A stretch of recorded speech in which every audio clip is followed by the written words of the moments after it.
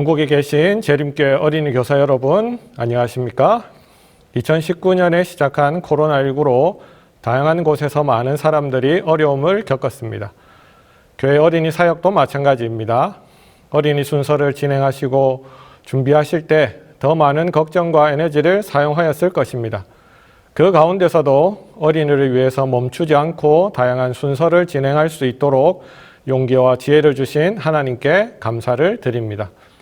2022년 여름 성경학교 강습회에 참여하신 교사분들에게 하나님께서 어떤 상황 가운데서도 어린이 사역에 집중할 수 있는 믿음과 지혜를 주시기를 간절히 소망합니다. 2022년 여름 성경학교 총 주제는 예수님을 만나요입니다. 다양한 환경과 형편에서 예수님을 만난 사람들을 통해서 나도 예수님을 만나는 경험을 하고 세상을 이기는 믿음을 가질 수 있도록 도와주시기를 바랍니다. 일과 주제는 친구 대신 예수님입니다. 주제 성경절은 누가복음 19장 5절이고 중심 생각은 예수님은 우리의 친구가 되어 주세요입니다. 성경 이야기는 누가복음 19장 1에서 10절, 시대의 소망 552페이지에서 556쪽, 재미있는 성경 이야기 8권 1편 12쪽, 욕심꾸러기가 변화됨입니다. 이해를 돕기 위해 배경이 되는 장소에 대해서 살펴보도록 하겠습니다. 삭개오가 있던 곳은 여리고였습니다. 역사적으로 여리고는 이스라엘 백성들이 가나안 땅에 들어가서 첫 번째 점령한 성읍입니다.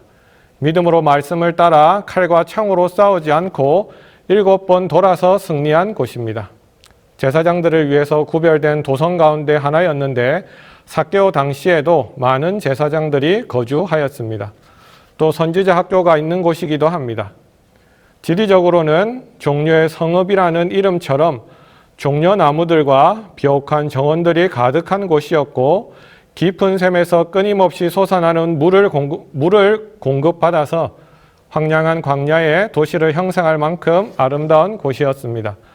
그래서 교통의 중심지였으며 로마의 관원들과 병사들과 다른 지방에서 온 나그네들이 붐볐고 그로 인한 관세 징수는 여리고를 많은 세리들이 거하는 곳으로 만들었습니다. 그 여리고의 세리장이 삭개오였습니다. 누가복음 19장 말씀을 통해서 삭개오에 대해서 몇 가지를 알 수 있습니다. 첫 번째, 그가 세리장이었다는 것. 두 번째, 부정한 방법으로 부를 쌓았다는 것.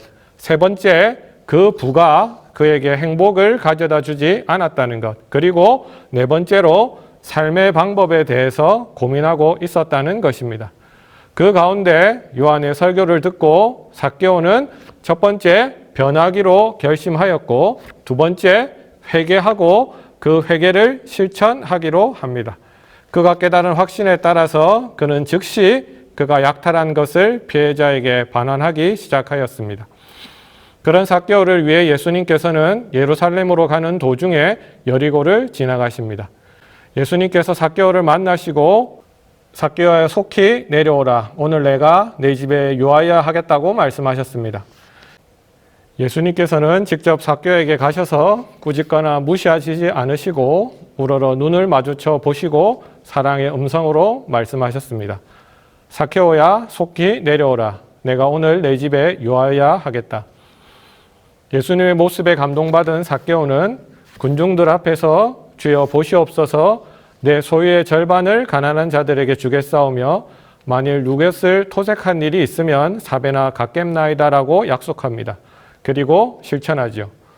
삭개오에게 예수님은 그저 지나가는 손님이 될 수도 있었지만 회개와 약속을 실천하는 삶으로 예수님을 그의 삶의 주인으로 모셨음을 나타내었습니다. 우리 어린이들에게도 삭개오처럼 매일의 회개와 받은 은혜를 실천하는 삶으로 예수님을 만나 주인으로 모시고 순종하는 삶을 살아갈 수 있도록 지도해 주시기를 바랍니다. 또 시간이 되신다면 누가복음 18장의 부자 간원과 삭개오의 이야기를 비교해서 어린이들과 토론해 보시는 것도 좋으리라 생각합니다. 2관은 살피시는 예수님입니다. 주제 성경 말씀은 마태복음 14장 31절이고 중심 생각은 예수님은 우리를 늘 살펴주세요입니다. 성경 이야기 발췌는 마태복음 14장 22절과 33절, 시대의 소망 377페이지, 재미있는 성경 이야기 8권 1편 11쪽에 물에 빠져가던 사람들이 살아남입니다. 베드로가 물 위를 걷는 이야기가 나온 상황을 살펴보겠습니다. 어느 산기슭의 해변에서 예수님의 오병이어의 기적을 통하여 수많은 사람들이 배불리 먹는 경험을 하였습니다. 병 고치는 기적은 특정 한 사람만을 위한 은혜였다면 오병이어의 이적은 모든 사람이 다 유익을 받았습니다. 모세 시대에 하나님께서 광야에서 만나로 이스라엘을 먹이셨던 것처럼 이제 그들을 먹인 이 사람은 모세가 예언한 그 사람이 아니고 누구이겠는가라고 사람들은 생각했습니다. 그리하여 그들은 서로 이는 참으로 세상에 오실 그 선지자라고 말하였습니다. 백성들은 열광적으로 당장 예수를 왕으로 추대하려고 합니다. 그 과정에서 로마의 지배를 받은 이스라엘은 폭력과 폭동이 뒤따를 것이며 영적 왕국의 사업은 방해로 받을 것을 예수님은 아셨습니다. 예수님은 제자들을 불러 당신이 백성을 해산시키는 동안 배를 타고 즉시 가버나움에 돌아가라고 명령하셨습니다. 그리고 사람들을 흩으시고 산으로 올라가셨습니다. 제자들은 명령하신 대로 즉시 출범하지 아니하였습니다. 아직도 미련을 가지고 예수님을 기다리다 암흑이 들이온 것을 보고야 그들은 배를 타고 바다를 건너 가버나움으로 가게 되었습니다. 그들의 마음은 예수님을 구주로 시인한 이후에 그 어느 때보다 예수님에 대하여 참을 수 없는 불만스러운 마음으로 예수님의 명령을 따랐습니다. 그들은 예수님을 왕으로 선포하는 것을 허락하지 아니하셨다는 이유로 불평하였습니다. 불신이 그들의 정신과 마음을 점령하고 있었습니다. 명예에 대한 욕심이 그들의 눈을 멀게 하였습니다. 제자들은 불신과 불만 그리고 욕망으로 인해 예수님의 명령을 따라 즉시 출발하지 아니하고 늦은 밤 출발하였기 때문에 큰 바람과 파도를 만나게 됩니다. 열심히 노를 저어 가버나움으로 가려고 하지만 바람과 파도로 인하여 오도 가도 못하는 처지가 되어 노젓기를 포기하고 표류하고 있었습니다. 그리고 간절한 마음으로 예수님께 도움을 요청하는 기도를 드렸습니다. 그 가운데서 예수님은 제자들을 잊지 않으시고 해안에서 겁에 질려 태풍과 싸우고 있는 그들을 보셨습니다. 거센 폭풍과 파도가 제자들의 마음을 진정시키고 야심을 가라앉히고 겸손히 도움을 요청하는 기도를 드렸을 때 예수님은 거품이 있는 바다의 흰 물결위를 걸어 제자들을 찾아오셨습니다. 베드로가 물 위를 걷고 빠지고 다시 구원받는 것은 이 일련의 사건의 축소판입니다. 예수를 따라 걷고 싶었고 걷는 자신의 모습을 보고 있을 것 같은 제자들에게 자랑하고 싶었고 예수님을 향한 순전한 마음이 사라졌을 때 물에 빠지고 예수님이 다시 건져 주셨습니다. 제자들의 마음을 살피시고 제자들의 상황과 형편을 살피시고 모든 것에 늘 함께 하시며 도움이 필요할 때 즉시 손 잡아주셨던 예수님께서 제자들에게 했던 것보다 더한 사랑으로 나와 함께 하심을 감사하며 변함없는 충성스러운 마음으로 순종하시는 어린이들이 되도록 지도해 주시기를 부탁드립니다. 3관은 구원자 되신 예수님입니다. 주제 성경 말씀은 누가복음 17장 11절에서 19절 말씀입니다. 중심 생각은 예수님은 우리를 구원해 주세요입니다.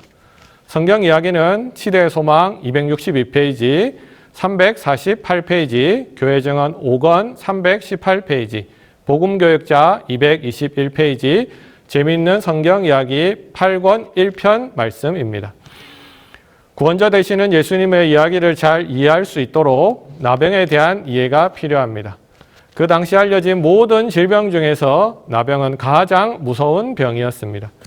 유대인들 간의 이 질병은 죄 때문에 받는 심판으로 여겨졌으며 하나님의 치심 혹은 하나님의 손가락이라고 불려졌습니다.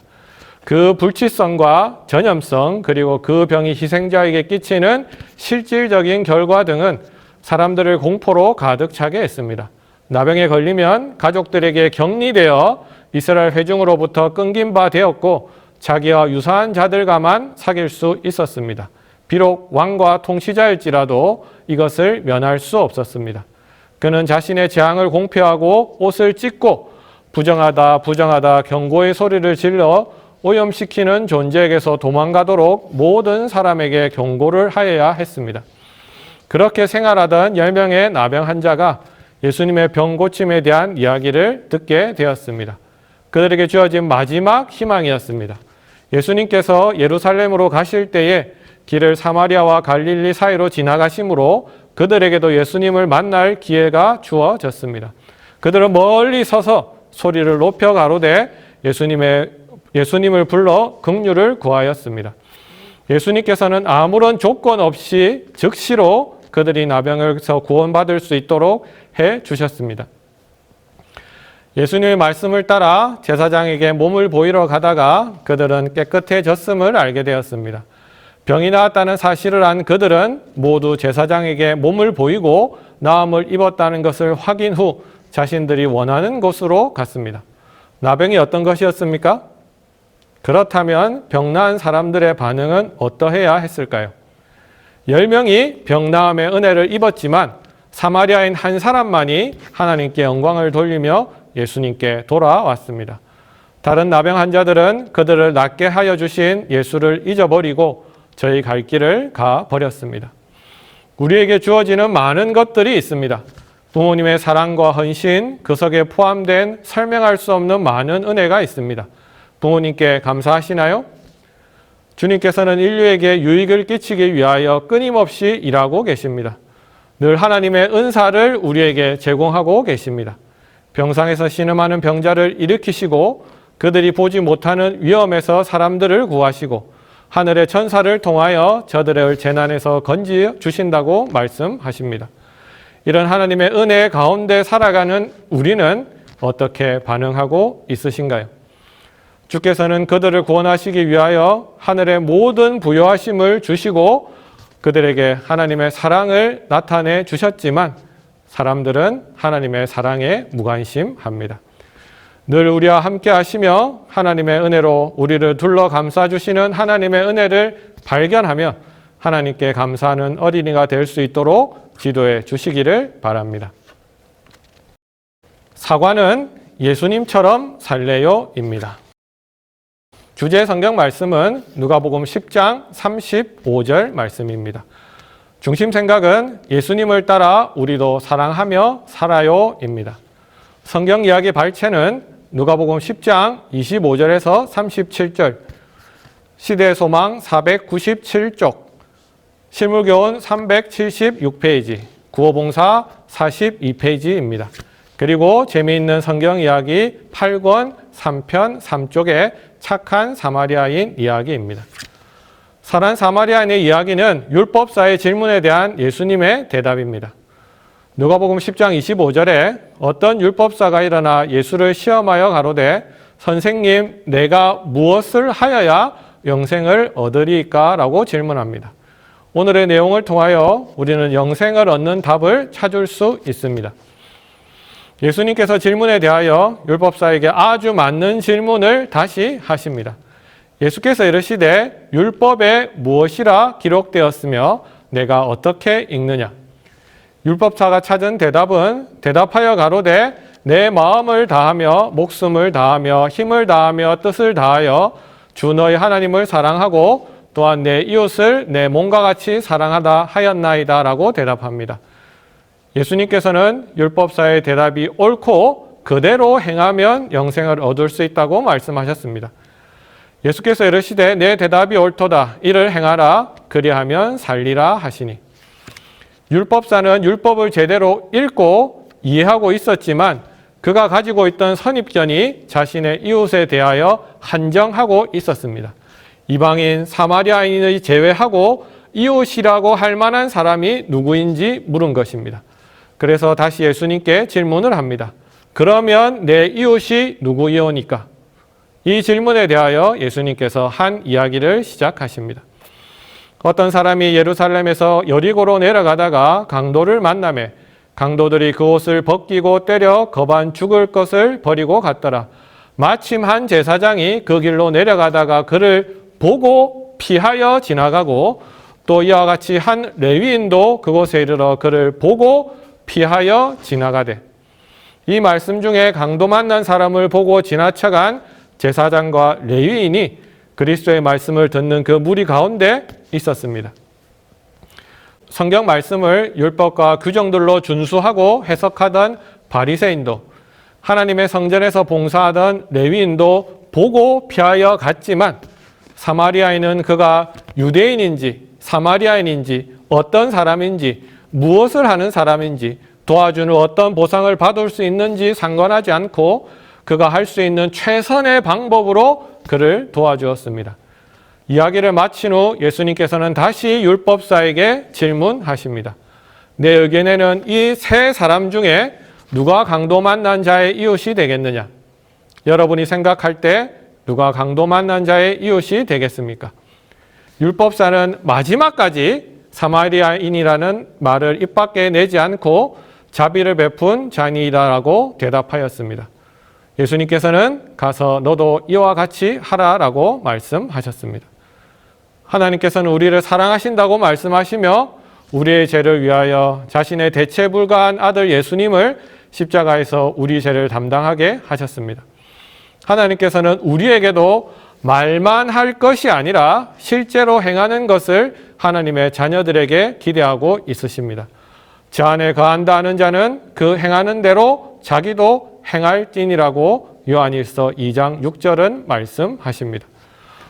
우리 어린이들도 하나님의 말씀에 대해서 배운 작은 것들을 기억하고 실생활에서 실천해 나가서 예수님처럼 이웃을 내 몸처럼 사랑하며 그리스도의 아름다운 향기를 바라는 어린이가 되도록 지도해 주시기를 바랍니다.